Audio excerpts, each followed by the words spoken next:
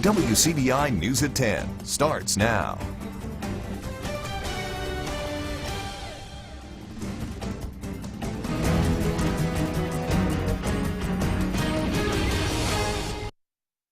News out of Pontotoc County, a two-vehicle accident claims the lives of two people. Pontotoc County Sheriff Leo Mass says the deadly accident happened on Old Highway 6 around 6:30 this evening. Now, the names of those victims are not being released at this time. Monroe County deputies say they got 2 pounds of high-grade marijuana off the streets. Joshua Crump is charged with 2 counts of possession of firearms by a convicted felon and possession of controlled substance. Well, he was stopped by deputies yesterday and remains in the Monroe County Jail, that is. Sheriff Cecil Cantrell says that more than $700 was seized, along with 2 guns and the pot, which has a street value of about $3,000. Sheriff Cantrell says the bust will make an impact in the community. Every ounce of drugs or whatever you take drugs out of your county, it keeps it out of the hands of children and innocent people. And we're just glad that we could make this drug bust. And if the man wants to sell drugs, he's going to have to pay the consequences here in our county. Sheriff Cantrell says the case remains under investigation. Well, time now to get a first look at our forecast with Chief Meteorologist Keith Gibson. Hey there, Keith. Hey, Scott. Right now with our Alpha Insurance camera in Columbus, we've got some overcast conditions, and it looks like we have a little bit of showers coming on into the area. We actually do have a few showers coming on in to our area right now, and at this point it looks like they'll be in and out. We're looking at lows into the upper 40s tonight, and we have some cooler temperatures back to the northwest, so we actually will cool down a little bit this evening. You can see that little narrow band of showers right there coming on into our region, but we will be rewarded with a little bit more sunshine on Friday. We're looking at highs somewhere in the 60s. Some clouds in the morning, more afternoon sunshine. Your full Easter weekend forecast coming up in just a few minutes. All right, thank you very much, Keith. Well, the 2% restaurant tax in Columbus and Lowndes County will expire July 1st, resulting in a nearly $2 million loss. Well, last night we brought you reaction from the members of the CVB along with the Golden Triangle Development Link. Well, tonight we hear from the 2 lawmakers who are responsible for killing the bill. Our Quentin Smith has that side of their story. We do not have a problem with the 2% tax.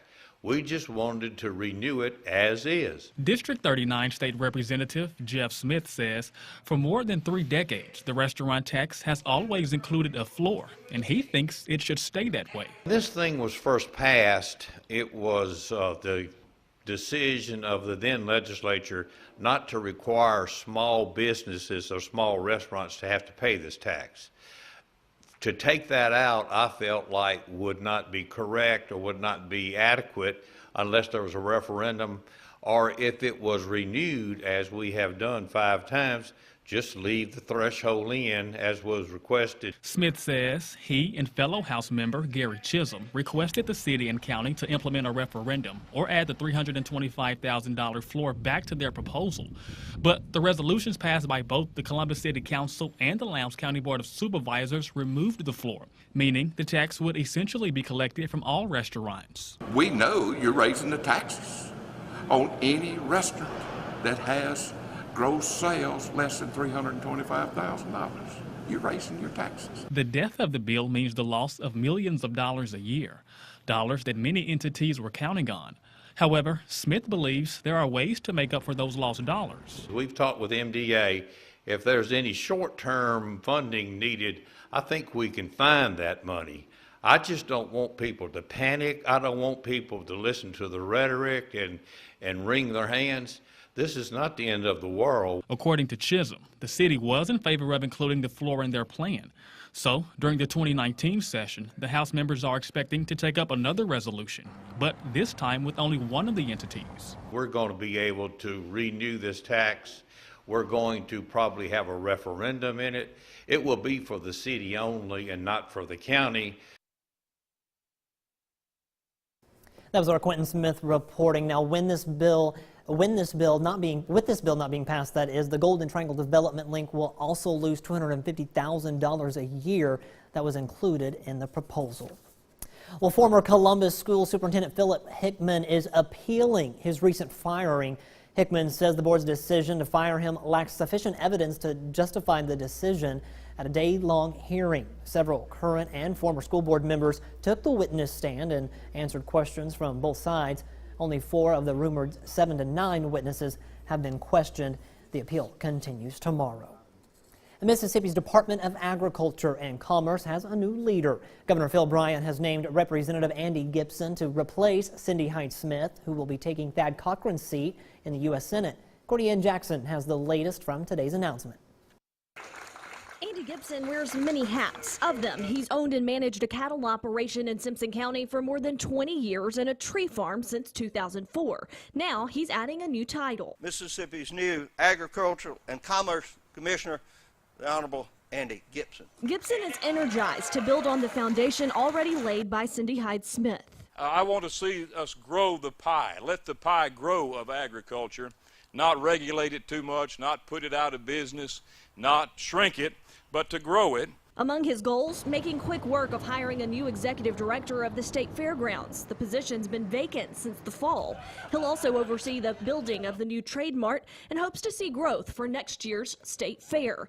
But he's not planning to stay confined to an office. During the growing season of 2018, I and my wife and kids, or however many of them want to go, going to load up in my pickup truck and drive and conduct a 2018 Mississippi Farm Tour. I want to travel this state. I want to meet with working farmers in all these industries. Gibson has served in the Mississippi House since 2008, where he championed issues like gun rights and stricter abortion laws. He says he'll take that passion and those conservative values to his new role. I'm a conservative. I will govern in the executive branch as a conservative and try to get government out of the way so that people can make their own choices and the economy of agriculture can grow successfully. Gibson is also an attorney and pastor of Gum Springs Baptist Church in Braxton. He will serve as Agriculture and Commerce Commissioner for the remainder of Hyde-Smith's term, which ends in January of 2020. The seat will be up for grabs in the 2019 statewide elections.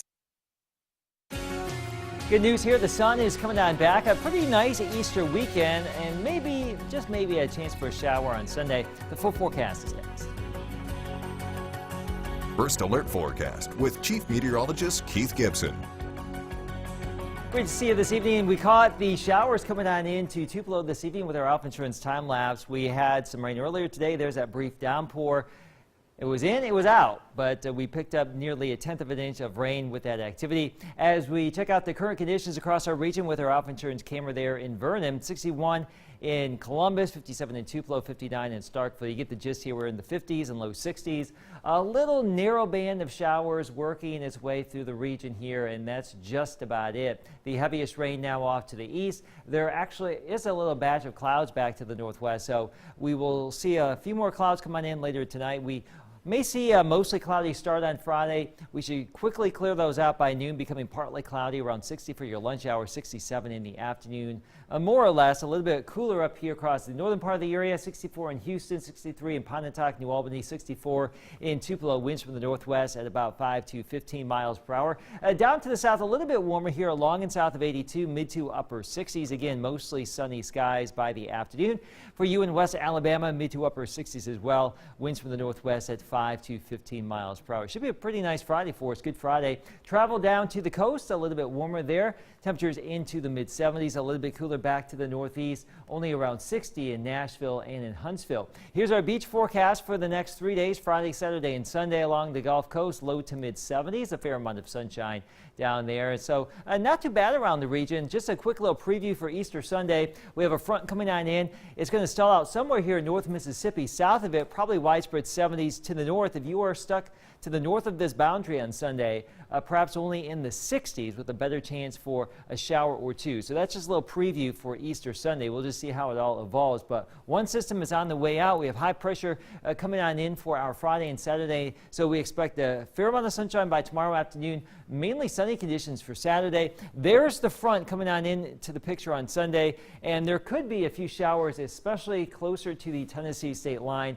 on Sunday. That front lifts back to the north, and that will usher in some warmer air for our Monday and Tuesday here. Mid to upper 70s, if not around 80 by Tuesday. Now, we had some active weather in the region last night. Our next chance for any heavier rain or storms would be Tuesday evening, Tuesday night. We'll keep you updated on that as we go throughout the next 7 days.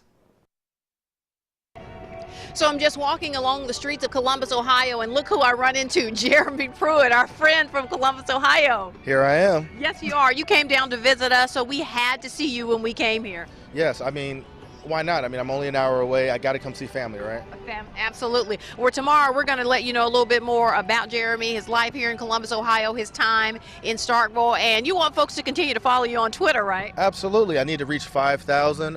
If you don't know, my Twitter handle is, it's jgroove1, all one word, no spaces, no capitalizations, none of that. I'm trying to get to 5,000. All right, we can make that happen. More with Jeremy coming up tomorrow on our special Final Four once more. WCBI. We'll be back. WCBI sports coverage of the Final Four is brought to you by OCH Regional Medical Center, Advanced Medicine, Compassionate Care, and Visit Columbus, the city that has it all. WCBI News at 10 with Scott Martin. Well, welcome back, everyone. Spring is in full swing, and guess what? So are those spring allergies. Well, here are some tips on how to steer clear of those in our Health Talk with Baptist. What are some treatments for spring allergies? The best way to stay allergy-free is to avoid pollen as much as possible. Take these measures to keep pollen out of your home. Keep your windows and outside doors closed.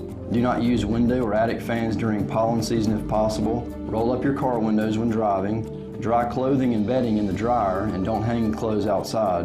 Remember that pets can bring pollen inside on their fur, so don't allow pets that spend time outdoors in your bedroom. We treat spring allergies with a number of over-the-counter prescription drugs. Over-the-counter allergy drugs are effective for many people and include nasal steroid sprays, which reduce inflammation. Antihistamines reduce sneezing, sniffling, and itching by lowering the amount of histamine in the body. Over-the-counter antihistamines often make you feel sleepy or tired, but many non-drowsy formulas are now available. Decongestants clear mucus out of the nasal passageways to relieve congestion and swelling. Decongestant nasal sprays relieve congestion and may clear clogged nasal passages faster than oral decongestants. Allergy testing is recommended in some cases, which helps determine what you're allergic to. This can help better individualize your treatment through avoidance, medication timing, or immunotherapy. Join us next time for Health Talk with Baptist. Mail your topic suggestions to healthtalk@wcbi.com.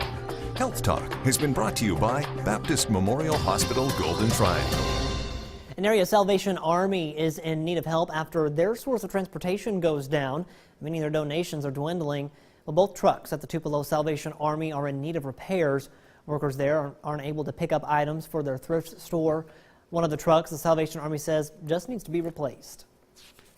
The proceeds from the thrift operations goes to fund the work of the Salvation Army in our community. So every time somebody goes to the Salvation Army thrift store and they buy a piece of clothing or they buy an item of furniture or something, they're helping to clothe somebody who doesn't have clothing, or they're helping to provide a bed for a homeless individual, or they're providing a meal for somebody who's hungry. Major Daniels says people can drop off donations of their clothes or other items at the thrift store. Food donations should be taken to the Carnation Street facility. Coming up next in sports, Tom, Robbie, we are here in Columbus, Ohio. Hail State Hoops ready to roll in the women's Final Four against Louisville. We have much more with the Bulldogs next in sports. Coverage of the Final Four is brought to you by OCH Regional Medical Center, Advanced Medicine, Compassionate Care, and Visit Columbus, the city that has it all. We welcome you back here to Columbus, Ohio. Tom Ebel, Robbie Donahoe, as we continue our coverage with Hail State Hoops at the women's Final Four. We're on the concourse of Nationwide Arena right now, as it's very nearly Judgment Day now for Mississippi State. Coming close, coming fast. Taking on a battle of the one seeds all around, and so Mississippi State taking on Louisville.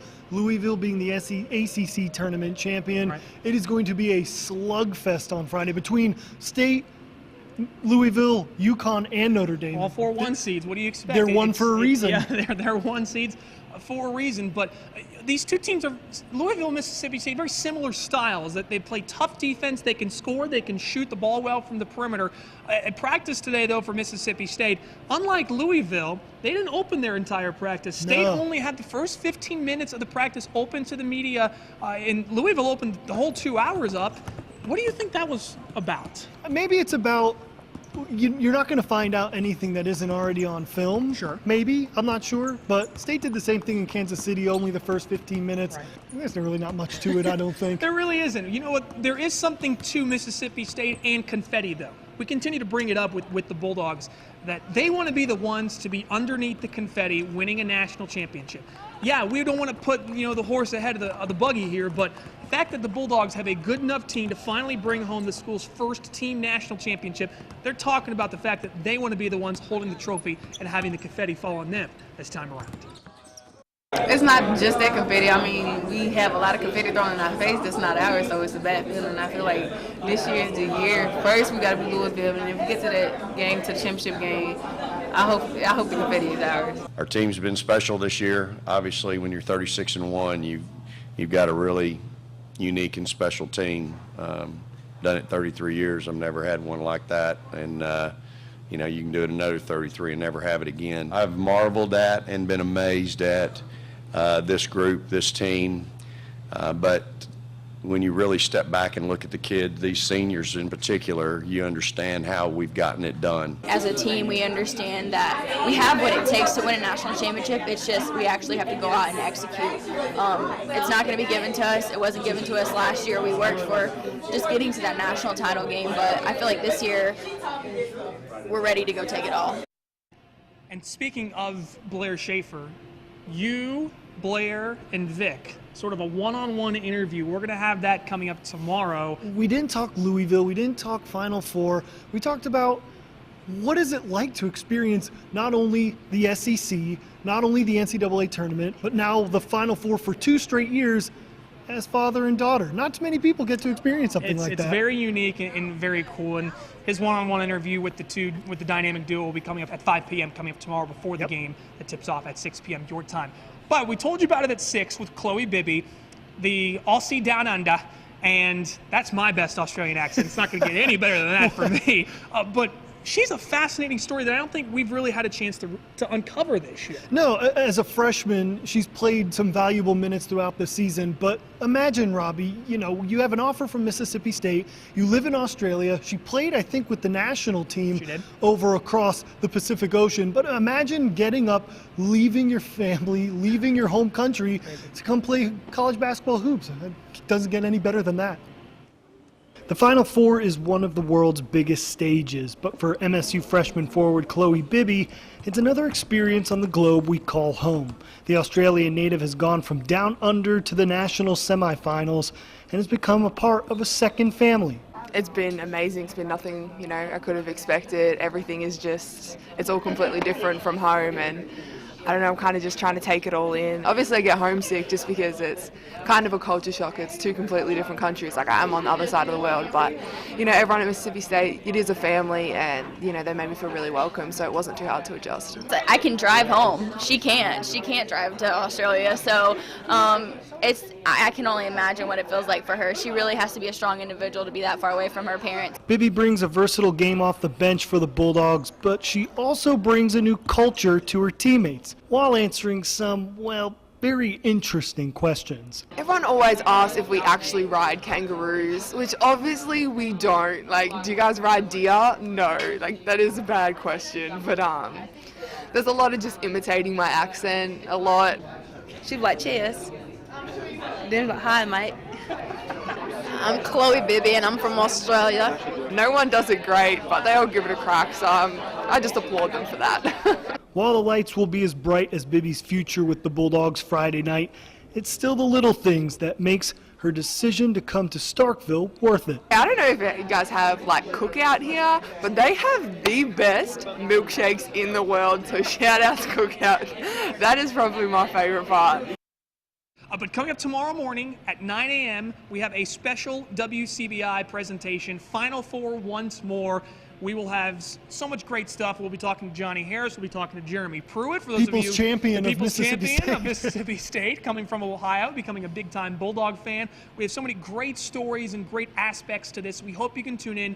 It'll be sort of a mid-morning special with Andrea. Tom will be there. I will be there. We'll have it live at 9 a.m. tomorrow morning on WCBI. So that wraps up our coverage from here in Columbus. For now, we'll have much more tomorrow with Hail State Hoops as we lead you into the contest against Louisville. For now, reporting here in Columbus, Ohio, Tom Ebel and Robbie Donahoe for WCBI Sports. We'll get a last look at your forecast when we return. Well, since Robbie and Tom are both in Ohio, I guess I'm going to play Sports Guy for a minute. I did at the 5 o'clock, too, if you missed that one. Unfortunately, it was a bad night, though, for the Magnolia State on the diamond as the Arkansas Razorbacks edged Ole Miss by 2, and the Tigers took a bite out of the Bulldogs. Bummer. Also, a quick programming note for all you Survivor SEAL Team and Criminal Mind fans. The episodes that got preempted because of our weather coverage last night will re-air starting at 12:35 Friday morning. Again, all 3 shows that were missed re-airing, so you might want to set your DVRs for those. All right, let's talk about the weather tonight. Just a few lingering showers pushing southeast of Columbus right now. That will be out shortly. We're looking at some developing sun on Friday into the 60s, 70s for the weekend. Can't rule out a stray shower, especially north of Tupelo there Sunday into Monday. But overall, the holiday week is looking good. I like that. And you know what? Real quick, going back to the sports stuff, I'm adding sports to my resume. Put it on your reel. I'm going to put it on there. Tomorrow you may be doing weather. You never know. You never know. All right, well, thanks for watching. Have a good night. We'll see you right back here tomorrow.